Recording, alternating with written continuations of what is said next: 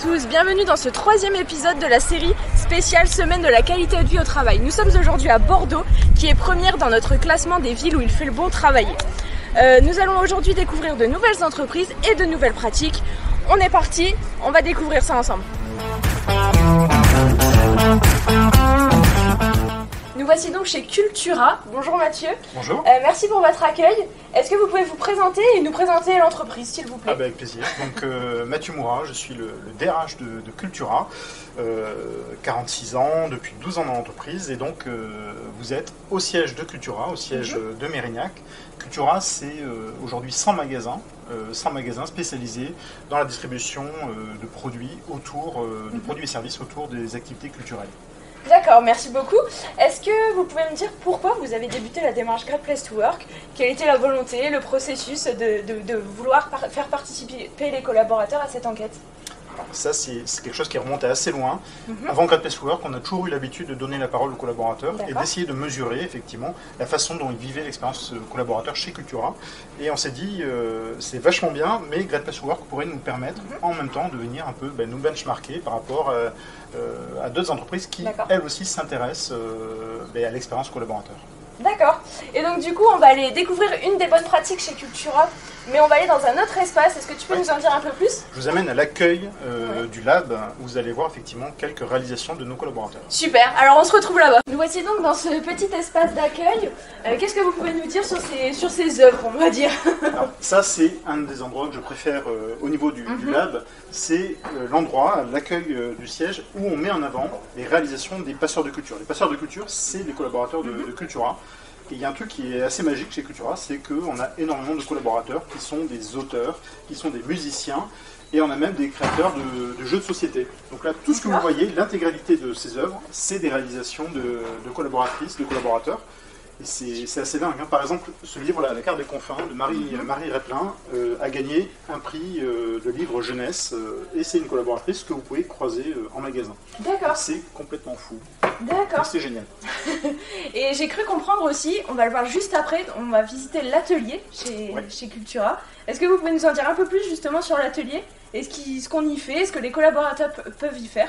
Oui, alors l'atelier en fait ça vise à répondre à quelque chose qui nous tient à cœur, c'est comment on permet aux collaborateurs qui ont rejoint Cultura, souvent par passion sur des activités culturelles, comment ils peuvent continuer de nourrir, d'enrichir cette passion-là.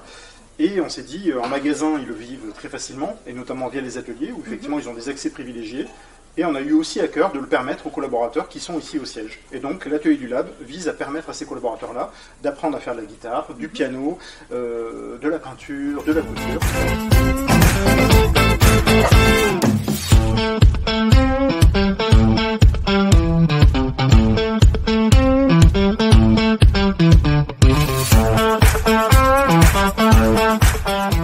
Nous voici donc sur la mezzanine, là où les collaborateurs peuvent se détendre.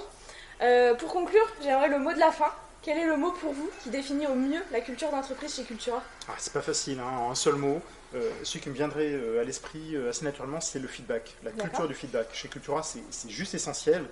Pour nous, c'est essentiel que les collaborateurs puissent s'exprimer assez librement et écoutent aussi les retours qu'on peut leur faire. Et c'est quelque chose qui marche plutôt bien, donc je dirais ça, le feedback. D'accord, écoutez, merci beaucoup pour votre accueil en tout cas. Avec plaisir. Nous, on se retrouve dans une autre entreprise de la région et on va tout de suite découvrir leurs bonnes pratiques également. Merci beaucoup. À bientôt. Nous voici donc maintenant chez Cdiscount. Bonjour Pierre, merci pour votre accueil. Est-ce que vous pouvez nous présenter votre entreprise et ce que vous y faites? Donc Pierre Laveillerie, ça fait bientôt 4 ans que je suis chez Cdiscount au sein du pôle développement RH et pour ma part j'ai en charge les projets RH de la formation et l'orientation école. Et je travaille chez Cdiscount qui est une entreprise bordelaise qui a été créée en 1998 qui a évolué, s'est transformée en un peu plus de 20 ans pour devenir le leader français du e-commerce et qui a pour ambition de rendre possible l'accès au plus grand nombre aux biens, aux services, en construisant un modèle européen de plateforme responsable et solidaire. D'accord, ok, très bien. Cdiscount est donc une entreprise labellisée Best Workplaces France cette année. Bravo pour votre place au palmarès. Pourquoi avoir débuté la démarche Great Place to Work et donc quels sont les impacts de cette enquête chez vous au quotidien chez Cdiscount?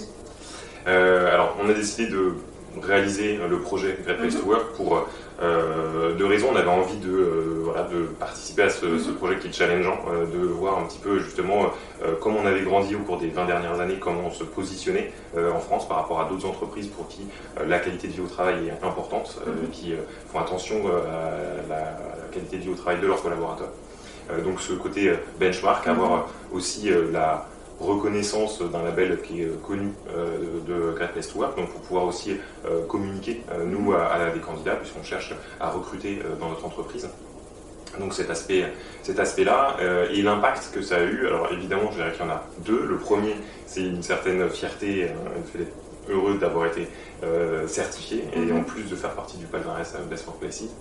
Et le second, c'est de donner de la motivation à nouveau pour continuer de travailler pour proposer un environnement de travail qui permette aux collaborateurs de déployer leur potentiel, de bien se sentir dans l'entreprise.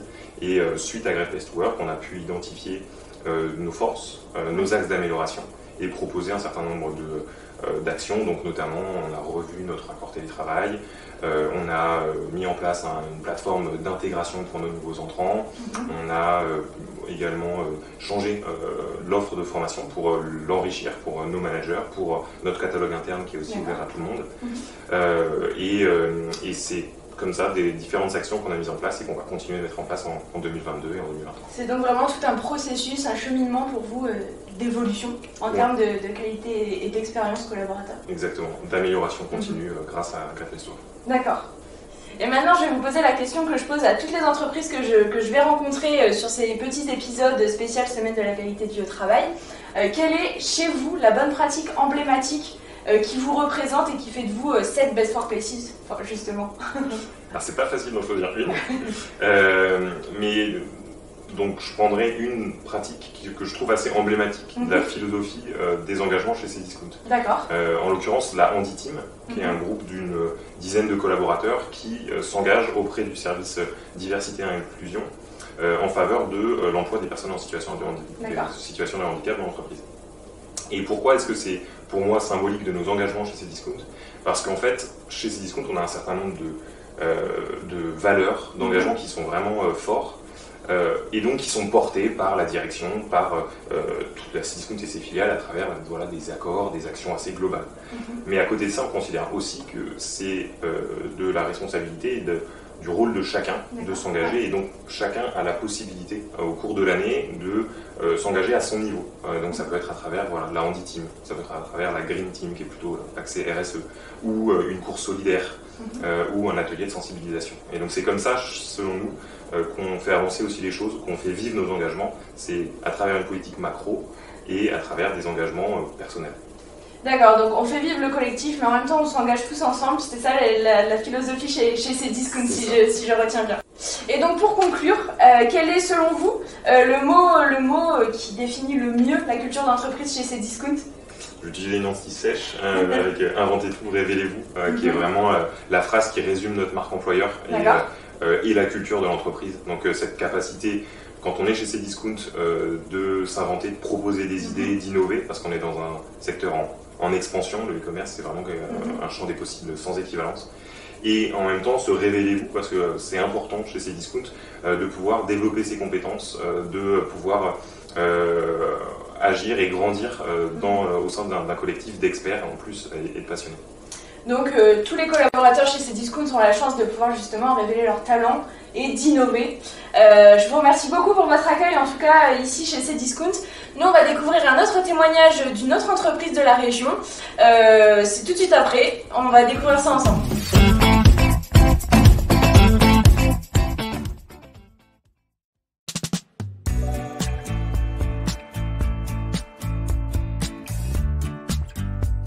C'est l'importance accordée à l'intégration, à la montée en compétences et plus généralement à l'épanouissement des salariés.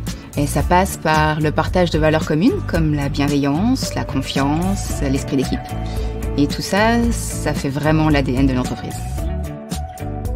C'est tout le parcours de formation, que ce soit l'arrivée à l'entreprise, qui est dispensé par notre équipe certifiée Calliope, et ensuite le parcours de formation continue, qui est accessible à tous nos collaborateurs.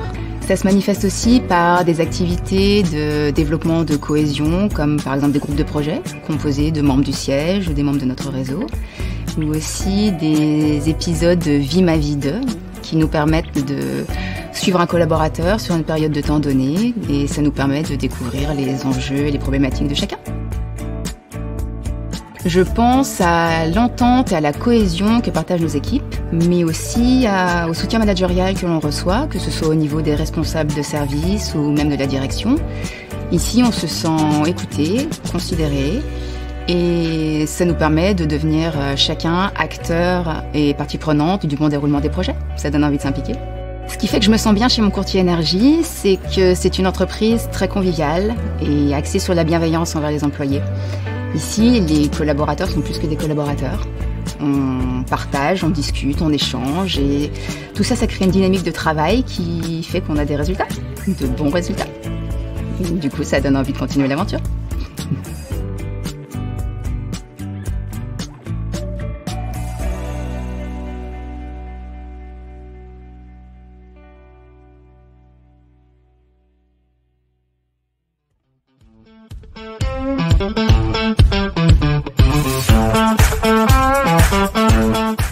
Merci à toutes ces entreprises pour leur accueil et toutes leurs bonnes pratiques. On se retrouve demain pour une nouvelle ville et de nouvelles entreprises et encore plus de bonnes pratiques.